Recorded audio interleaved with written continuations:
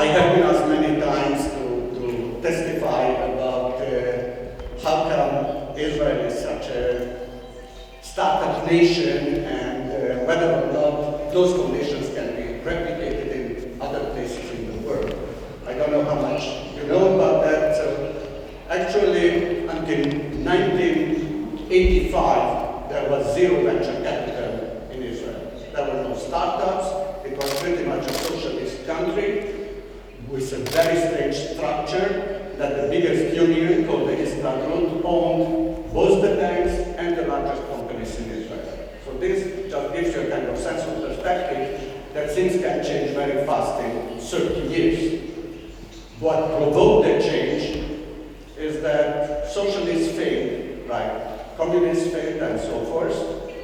And slowly, after 85, the currency was stabilized and the government became more open, and the first venture capital fund came from the military actually in 1985. But then the big push, and very soon after there were more than 80 venture capital funds and so forth, came when 1 million Russian Jews came to Israel within 3 years, and at the time the population of Israel was about 4.5 million.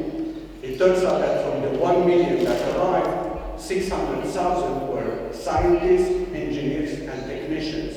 So imagine if Poland, with a population of 38 million, gets within 3 years something like 4 or 5 million scientists, engineers, and technicians. I can promise you that you would have the same kind of boom that Israel had. Maybe with some reservations that I shall come to soon. The other country where venture capital has been extremely successful is, of course, the United States. But there too, the first venture capital dates only from 1958. There was no venture capital before, not in the usual sense that we use it anyway.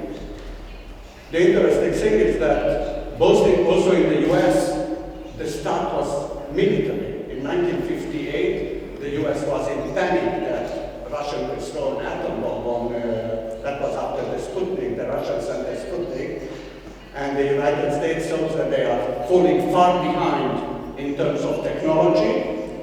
So soon after the first venture capital was funded, the US government created a kind of competing venture capital fund. So again, the argument was military, and it was also coordinated. In 1958, the US passed what is called the National Defense Education Act, and this is when the very large expansion of universities happened in the United States. So within a couple of years, that's in 58, the total number of students in the United States was about 3 million, and within a few years it jumped to 9 million. So the origins of VC were actually in the military. And the reason I emphasize that is because when people are asking, can it be replicated elsewhere? Well, there is an element, if you look in the details, that it's tough to replicate in countries that don't have military or gave up on the military service, and for a very simple reason. If you look at that, who has been creating all the startups in Israel? Actually, it's a team that served together in the army. And one of the reasons for that is that when you serve, and just to give you, I don't know how much details you know, men serve about 3 years in the army, women 2 years, and it's obligatory. If you want to study before and become an engineer or a physician, then you have to sign for 5 years. And then there is a special unit called Talpiot, where you sign for 10 years. And the selection is extremely tough. And what you do is not only that you study math and statistics and physics and biology and whatever, but you also serve in all the units of the army, like the tanking units or the naval units or Air Force. Now, if you ask yourself, well, how do you teach? So what you do when you serve together with about 3, 4, or 10 people in the same team, you very quickly discover who is the techie, who is the leader, who can manage under stress, who is the manager, who is a team player.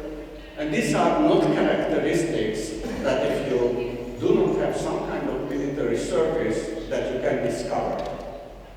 Because yes, in the university you can perform very well, you can be a very good student, but being a very good student doesn't mean that you will act very well under stress, or that you can be a good team player, or that you are a leader.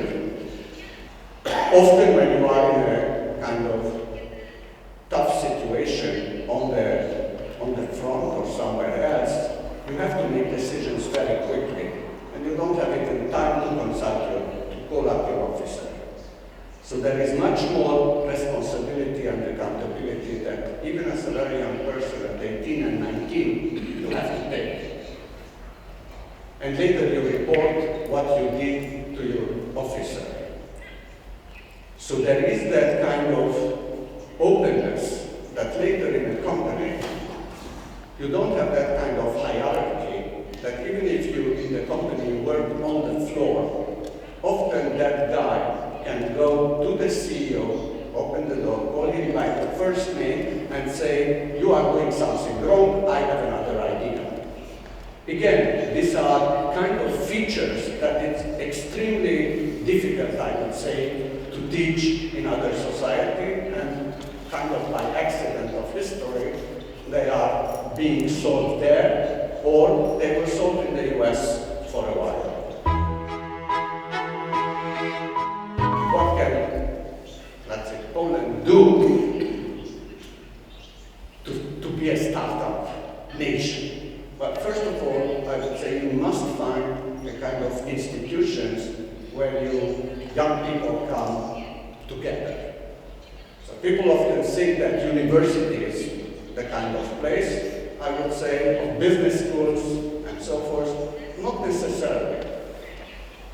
Because, well, first of all, it depends on two things, that whether or not those universities are doing the proper selection. If you are selecting very good people, there is a better chance that such type of teams will be formed. But if, as it happens, unfortunately, as it happened in many Western universities, including Canada, including the United States, where the selection has been pretty given up, those of faculty and of students, then you will not form these teams.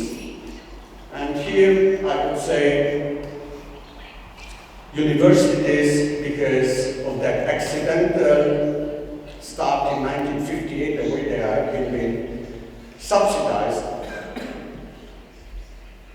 the universities gave up on the selection of both faculty and students to a large extent. And I would say that students matter much, much more when we want to build up a kind of teams and innovative teams than the professors. Because if the professor is brilliant, but the students are mediocre or below, you will not get an innovative society because the students will end up mediocre and below. However, the contrary, if the professors are stupid, but the students are brilliant, they will end up brilliant. It may take a little bit longer to learn the discipline. So in that sense, I would say, obviously, the best combination would be to have a better selection of both faculty and the students. And that happens in some places, but not in other places. How popular it is in Europe, how many people heard about Cirque du Soleil. So there was